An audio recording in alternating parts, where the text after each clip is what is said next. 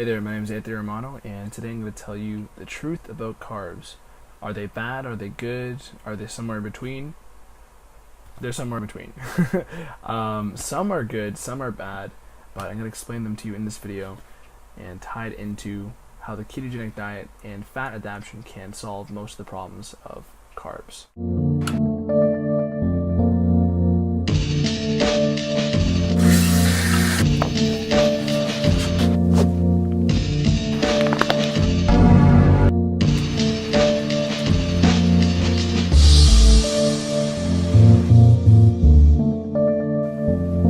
So, are carbs good or bad?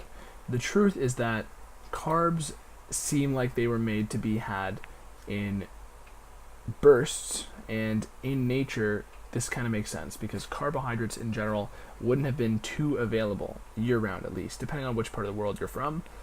In general, carbs would have been seasonal. Whether grains were growing, vegetables and fruits were growing, would have only been occasional, and humans basically would have been hunting animals the rest of the year. So carbs would have been had occasionally, and at least half the year would have been had in a ketogenic state, at least half, depending on what part of the world you're from.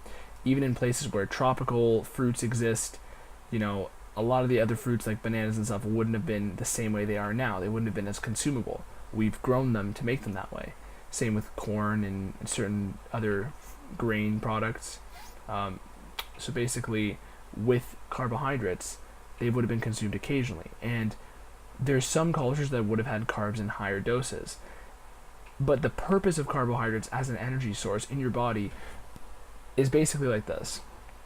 When we have high stress situations, your body will release cortisol. And every time you release cortisol, your body will also release a bit of glucose. And this seems to imply that carbs are an emergency fuel. They're emergency, but they're also fuel for intense activity. So even if it wasn't an emergency, lifting heavy rocks would have dealt with carbs. And this is why we store carbs. So I talk a lot about the ketogenic diet on my page, and this is because when you do keto long enough, longer than a month basically, you start storing carbs in your muscles despite not eating them. Your body makes them from extra protein that you're eating. And basically, this is good. You get the best of both worlds, and this is what our metabolism would have been like, because at most we would have had some vegetables here and there and maybe a fruit or two. Nothing as dense in sugar like we have nowadays that would have kicked us out of ketosis. A lot of scientists actually think that ketosis is what allowed humans to adapt and evolve the way we have, because no other animal can get into deep levels of ketosis with the macros we have that are so attainable like humans. So, example for rats, it takes them to have like 95% fat to get into ketosis. For humans, it's basically cut out the carbs and we're there. Fasted state, we're there. So with carbs and actual breaking down of carbs, there are some carbs that go in your system right away for good use, and some that stay and have other effects. So fructose is the type of carb and sugar from fruit. And I have a video on can you have fruit on keto diets, and in general, the gist is fructose was never really meant to be consumed in high doses, and we know this because it can really mess you up if you have high amounts of fructose. There is a quote from the book called The Obesity Code by Dr. Jason Fung that said the difference between fructose and glucose can literally kill you, because having too much fructose will tax your liver, because glucose and quick digesting carbs will go into your muscles, get used up, exit. That's how quick digesting carbs go. And the truth about quick digesting carbs is that they have their role, and you can get by with plenty of good carbs, and that's why you see a lot of these bodybuilders having oatmeal and cream of wheat and cereal and good quality cereal, good quality grain products, right? That's the truth about quick digesting carbs. With fructose, it was clearly not meant to be had in high doses, and that makes sense because there's no natural human society that would have been able to have pounds and pounds of apples, especially because it was hard to get that many, because they have ripening and issues with becoming expired. So fructose, if you have too much of it, it'll tax your liver, and this is how a lot of people get fatty liver, because they basically send a buttload of sugar to the liver. So with problems relating to fructose, you can say fructose is definitely one of the worst carbs to have in excess. But that doesn't mean just only not eat more than 5 apples a day.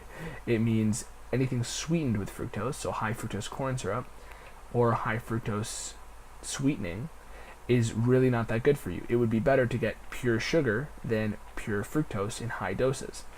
And example, even I have a dextrose supplement, which I'll use basically when I want to add in quick digesting carbs, even on a keto diet. But I would never consider or recommending anybody to do that with fructose. So just so you can understand the difference between the carbs. The simple sugars will get into your system a lot quicker, and the downside of a lot of them is that they will spike your blood sugar quite a bit. So with blood sugar, you're also going to spike your insulin. And as far as fat loss diet is concerned, you spiking your blood sugar and insulin is not what you want, because it's going to turn off fat burning. So that's another element of truth about carbs. And with any fat loss diet, right, as it pertains to weight loss, the truth about carbs is that if you're doing a carb diet, I always tell people, eat your carbs. If you're not doing a carb diet and you're going keto, make sure you fully eliminate the carbs. You have to pick one or the other. Your body has two engines it could use, and fiddling around in the middle is just going to make you feel terrible. So if you're doing a fat loss diet, either keep your carbs in place or fully go keto. But for me, I always prefer keto and think it's inherently a much more enjoyable diet, despite what you might think. So the truth about carbohydrates is, were they an energy source we were meant to have every single day? I don't believe so. Were there some types of carbs that are worse to have than others? Yes. Are some carbs, more processed and more dense in sugar and stuff that we shouldn't be having? Absolutely. We should absolutely be having cleaner, slower digesting, more fibrous carbs. Those are the healthier carbs. Another quote from the Obesity Code, which is another book I've read that deals with blood sugar and diabetes and carbs, is that most carbs in nature are packaged with fiber, right? Most of them have fiber with them, and this diminishes their blood sugar spike, their insulin spike, and it also basically packages something very good with something that can be bad in high doses. So when we have a lot of these processed carbs nowadays, it's because the fiber is removed and causing these carbs to be much more dense in sugar. So with more glycemically dense carbs, which means they have a higher density of sugar, those carbs are going to have more of a volatile effect on your body because it wasn't necessarily natural. Humans would have been getting any grains that were higher in fiber than they are nowadays. They really would have been having grains every single day. They would have been having grains occasionally or for seasonally. So yeah, they could stockpile some, but grains and fruits and vegetables expire, so it wouldn't have been something that would have been a long-term fix. It would have been a luxury in nature. And this is also why when we consume carbs we get such a big dopamine spike, because it's quick energy and our body just wants to survive. What your body wants is to survive at all costs. So the reason why carbs spike your insulin and why they're so satisfying is because to your body, they are, quick energy, let's take it, eat more of it, get more of this energy. Wherever you found it, keep eating it. That's why it tastes so sweet, tastes so rewarding, right? It literally affects the reward centers in your brain. And this is because your body sees it as energy that is quick, it's also high intensity fuel, right? You can still get great amounts of high intensity fuel on a keto diet, but in nature, the reason why we would have had this is because it also spikes your insulin and makes it more likely for you to store fat, because fat is energy. That is our body's energy. And when you're consuming foods that spike your insulin a lot, it's going to turn off fat burning. We know this, and excess insulin is going to store fat. So my personal theory, right, based off of the books I've read and the scientific literature I've read, and a lot of other scientists seem to think this way as well, even though I'm not a scientist. I mean, a lot of scientists seem to agree with this, is that carbs, they have a high reward response, high insulin response, high blood sugar response. Inherently, they are more likely to cause you to gain fat, and that is probably tied hand in hand with how they affect our brains, how they affect our reward system, because our body would prefer us to be fat. That is why so many people get fat, because our body gives you extra incentive to keep eating more carbs when you're eating them, because your body sees it as, you eat this, it'll store more energy and we won't have to worry about dying tomorrow if there's a famine. That's why carbs give the response they do. And that's also probably why certain carbs, like fructose, weren't meant to be had in high doses. That's also why they taste sweeter. Anything that wants to taste sweet or simulate sweetness will throw in fructose because it's very sweet. And it would have gave an indication to people, oh shit, eat more of this carb, because it's going to make it not only give us more quick energy, but it's also going to give us energy we can store more easier, right? So I want you to wrap your head around that. There's not one single thing in this world that is solely good or solely bad, okay? There's nothing that's black and white. There are some things that are better for others.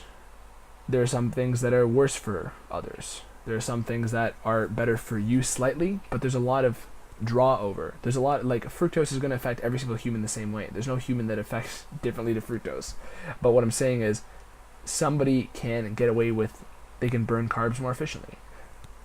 Maybe they should be choosing better carbs, but the point is, the truth about carbs is they're a luxury energy source. And the flip side of the coin of a luxury energy source is that our body is going to make us more likely to store fat as a result of consuming them, because they're so luxurious, they're so quick, they're so conducive to survival.